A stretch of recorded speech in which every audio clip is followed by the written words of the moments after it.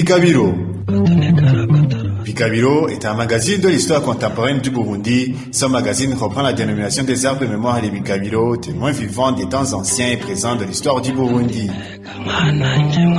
Bikabiro est un magazine sur les traces de notre histoire contemporaine. Ce parcours historique privilégiera la période coloniale et celle de l'indépendance, lesquelles, parce que peu ou mal enseignées à l'école, s'éloignent dans le temps et dans la mémoire de la jeunesse burundaise en particulier. Bikabiro Magazine s'inscrit ainsi dans le contexte de l'exploration de la période coloniale engagée actuellement en Belgique, l'ancienne puissance coloniale après l'Allemagne. Bikabiro Magazine accompagnera tout le processus de cette exploration au cours de laquelle la Belgique analysera son œuvre et ses responsabilités coloniales au Congo, au Rwanda et au Burundi. Une commission spéciale de la Chambre des représentants, épaulée par une commission d'experts, est chargée de cette opération historique et délicate. Bikabiro est une émission de la Fondation Bene Burundi en partenariat avec Radio Peace FM, la voix des jeunes.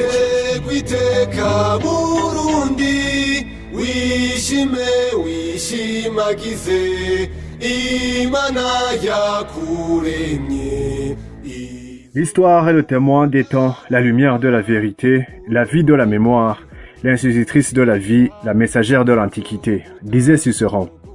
Merci d'être plusieurs à écouter le magazine Bikabiro. Ceux qui veulent réécouter les épisodes précédents peuvent nous écrire sur notre numéro WhatsApp plus 49 15 21 34 98 050. Vous pouvez aussi nous écrire sur notre boîte mail fondation.bene.burundi@gmail.com.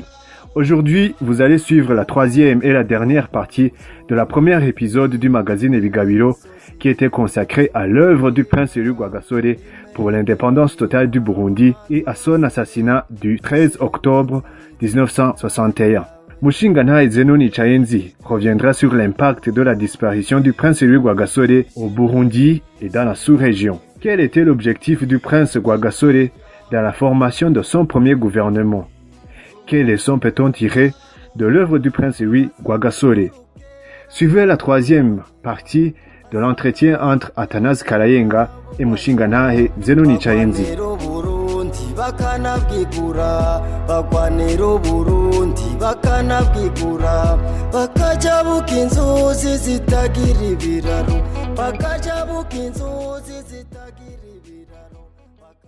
Quel est l'impact de la mort de Rwagasore, de l'assassinat de Rwagasore sur la région des Grands Lacs, par exemple, dans notre région du Rwanda, Congo belge et Burundi, mais aussi en Belgique? Quel est l'impact de cet assassinat? Eh bien, l'impact, d'abord au Burundi. Rwagasore qui vient d'être assassiné, il est premier ministre. Il est président de l'UPRONA, le fondateur et président de l'UPRONA. Il est fils aîné du Mwami Mwambutsa IV régnant. Il est l'allié stratégique de Emery Patrice Lumumba, qui lui aussi a gagné les élections contre la volonté déclarée de la puissance coloniale. Il a gagné malgré tout, comme Rwagasore a gagné malgré tout. Quand il est assassiné par les agents d'exécution qui n'ont pas d'initiative, mais qui exécutent les ordres, eh bien, ceci a des répercussions considérables au Burundi. Un leader charismatique comme Rwagasore, qui a remporté une victoire de cette ampleur, 91% des sièges à l'Assemblée nationale, 91%, malgré l'hostilité déclarée de son vrai rival, et qui gagne à ces élections avec un taux pareil, eh bien, cet homme, quand il est assassiné, il y a un vide terrible qui se crée, et à cette période, les Burundais capables de succéder immédiatement à Rwagasore, qui a cette ampleur, qui a ce prestige, qui a cette capacité de se dominer, qui a cette capacité de se contrôler et de contrôler toute la situation, de dire, moi, je suis le premier ministre, mais rassurez-vous, Burundais, vous êtes tous, comme moi, membres du même pays, membres et enfants de la même famille, et nous sommes tous enfants du même moine. Ne craignez rien de ma part et je vous rassure. Et ce ne sont pas des mots. Rwagasore, quand il a été assassiné le 13 octobre, il venait de tenir un conseil des ministres qui avait notamment pour objet de donner des postes prestigieux à ses frères rivaux. Il voulait les nommer pratiquement tous à des postes importants, qui ambassadeurs, qui représentants du gouvernement du Burundi, qui là-bas, et il voulait que tout le monde soit utilisé comme si rien n'avait été. Voilà cet homme qui disparaît brutalement, qui va le remplacer. Un vide immense. Un vide immense au niveau du parti, au niveau de l'État, au niveau de la monarchie, au niveau de toutes les relations avec le Congo belge, avec le Rwanda. Lumumba a été assassiné le 17 janvier 61, à peu près 9 mois avant Rwagasore, et pour les mêmes raisons, Mutara avait été assassiné à Bujumbura le 25 juillet 1959 pour les mêmes raisons. Eh bien, voilà, un vide immense, non seulement au Burundi, mais aussi dans la sous-région, à partir de Matadi jusqu'à Bujumbura, en passant par Kigali. Donc, les trois leaders sont assassinés pratiquement en même temps et pour les mêmes raisons et par la même main.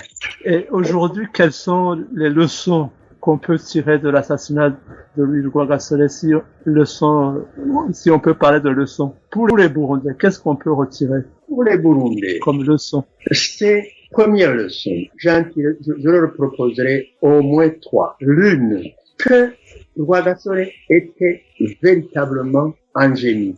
Le reconnaître. Il est déjà reconnu comme héros national. Mais pas seulement.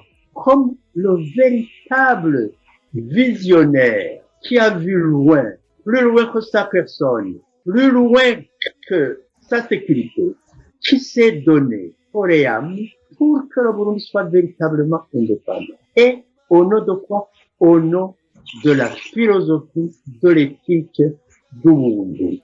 Quand il dit, mes frères, n'ayez pas peur, je vais travailler avec vous, venez travailler avec moi. Quand il dit au peuple belge, je vous demande, peuple belge, je vous demande de transférer sur nos épaules le fardeau que vous transportiez avant l'indépendance. Posez ce fardeau sur nos épaules. Nous allons le porter convenablement dans l'amitié entre Burundi et Belge. Voir que cet homme qui avait vu juste, qui avait vu grand, plein de l'éthique du Burundi, pratiquement l'éthique du Burundi est basée sur aimez-vous les uns les autres. Belges, venez avec nous.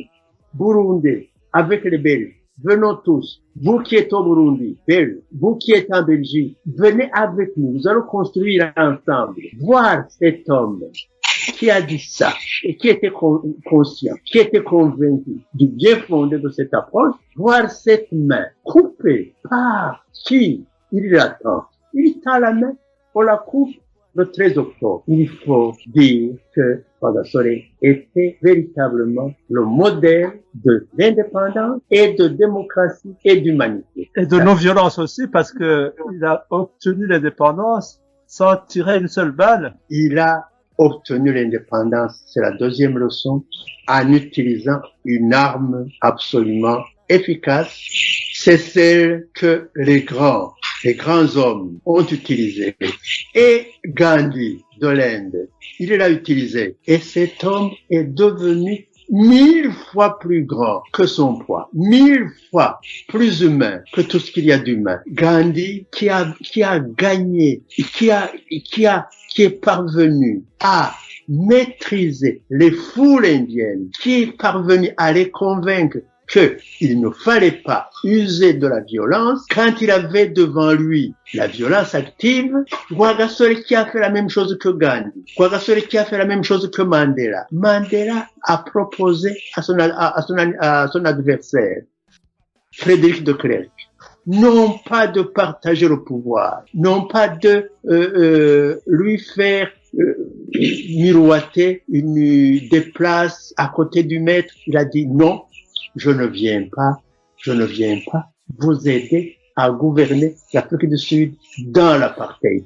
Je viens vous demander de renoncer à l'apartheid. Venez avec nous. Nous allons construire une nouvelle Afrique du Sud arc-en-ciel. Donc, comprenant toutes les tribus, toutes les races, les blancs, les noirs, les jaunes, les métis, tout le monde, nous sommes enfants de l'Afrique du Sud multicolore, arc-en-ciel. C'est du Martin Luther King à l'état pur. Martin Luther King a dit, j'ai un rêve, je rêve de voir les États-Unis et le monde gouverner dans la fraternité.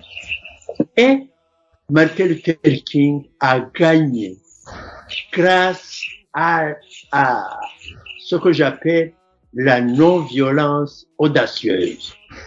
Il faut avoir l'audace d'oser utiliser non pas la violence, mais la non-violence. L'arme de non-violence audacieuse est absolument infranchissable.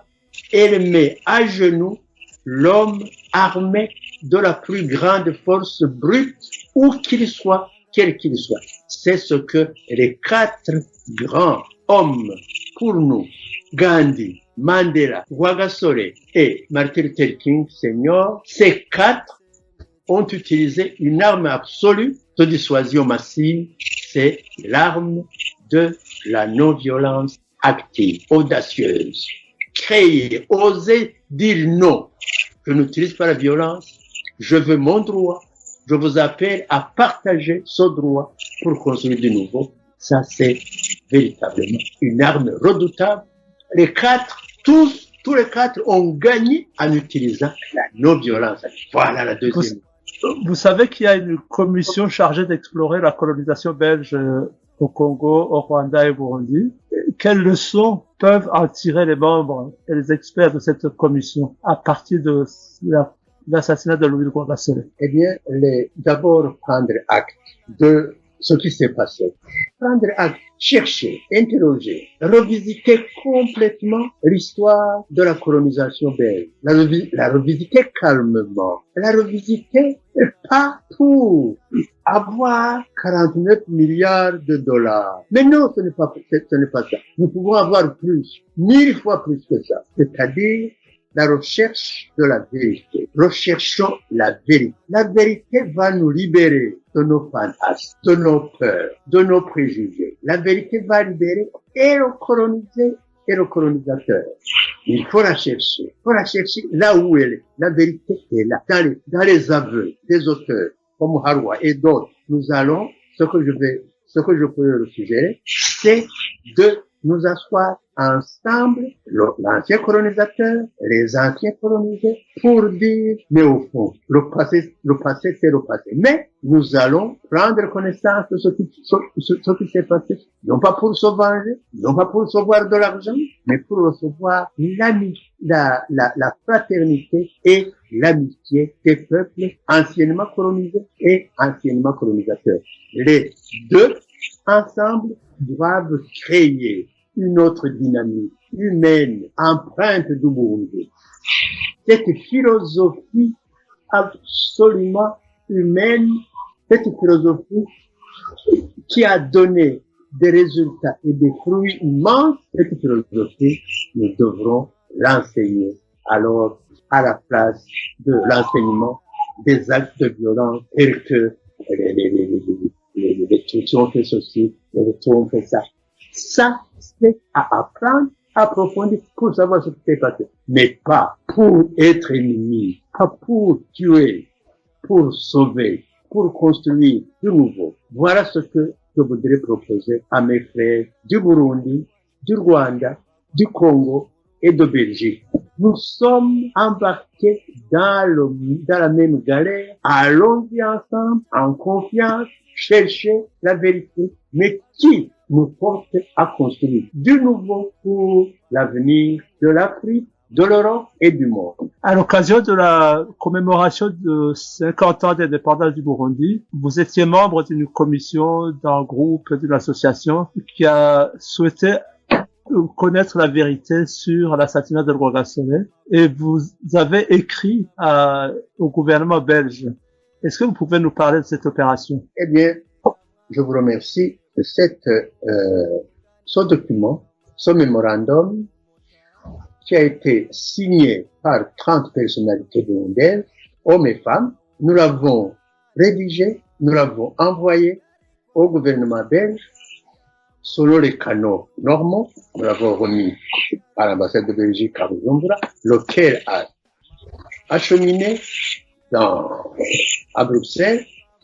Et à l'époque, c'est Louis Michel qui était ministre des Affaires étrangères.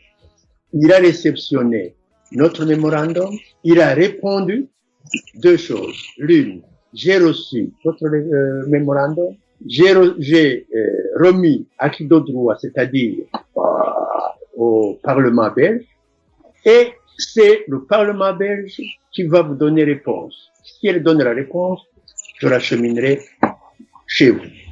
C'est la réponse que Louis Michel a envoyée à celui qui représentait ce groupe, qui était moi-même. J'ai reçu l'original de la réponse, j'ai reçu le message, je l'ai transmis et je vous ferai part de la réponse. J'ai le message, nous l'avons reçu et ça a été véritablement un succès pour nous. Et qu'est-ce que nous demandons? Connaître la vérité, et rien que la vérité, sur cet assassinat. Et nous nous expliquons. Le peuple belge ne sait pas, visiblement, ce que ses représentants au Burundi, au Congo et ailleurs ont fait. Le peuple belge est tenu dans l'ignorance de ce qui s'est passé au Congo belge et au Rwanda, au Burundi, comme les Burundais, les Rwandais et les Congolais aussi sont dans l'ignorance réellement de ce qui s'est passé chez eux. Il y a de faux bruits, il y a de faux historiens, il y a de faux anthropologues, il y a de faux ethnologues.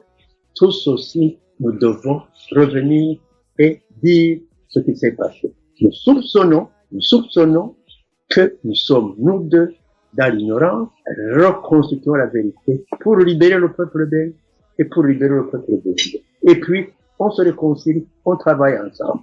Nous ne demandons pas de punir de nouveau. Non, nous demandons de connaître la vérité et pourquoi cela s'est passé. C'est tout. Voilà, nous avons écrit ce document, nous avons reçu la réponse et nous sommes fiers. Vous pourriez soumettre le même document aujourd'hui dans le cadre de la commission chargée d'explorer la colonisation belge? Je serai prêt à le faire. Merci beaucoup.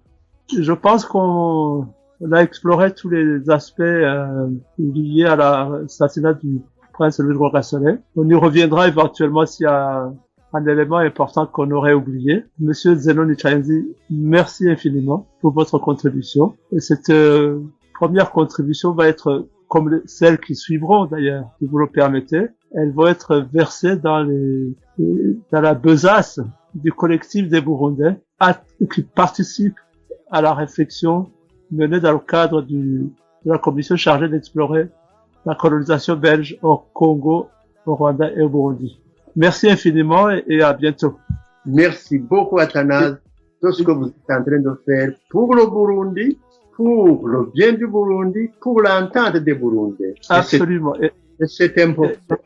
Vas-y, allez-y, hardiment, et vous serez peut-être récompensé. Ma récompense, c'est votre témoignage.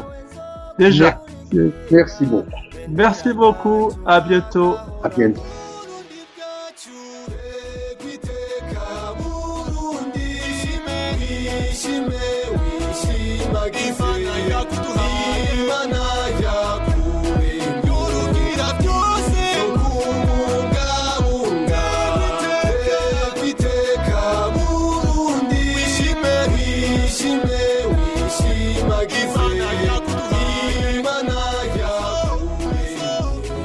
Vous venez d'écouter la dernière partie de la première épisode du magazine Bigabiro, qui était consacré à l'assassinat du prince Louis Rwagasore, fils du roi Mwambutsa IV Bangirichenge et premier ministre du royaume du Burundi, assassiné le 13 octobre 1961.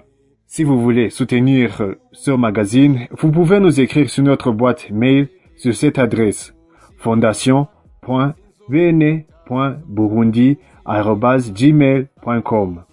Vous pouvez aussi visiter notre page YouTube Peace Web TV pour écouter cette émission. La prochaine épisode sera consacré à Pierre Ngenda Ndoumwe. Merci à tous de l'avoir suivi. À très bientôt. À la présentation était Athanase Karayenga, montage et générique Maholo Luc Albert, musique d'accompagnement était Tegwiteka Burundi du groupe Mabano Revival. Production Fondation Bene Burundi, Radio Peace FM, la voix des jeunes.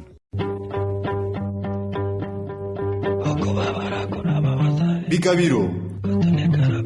Bikabiro est un magazine de l'histoire contemporaine du Burundi. Ce magazine reprend la dénomination des arbres de mémoire des Bikabiro, témoins vivants des temps anciens et présents de l'histoire du Burundi.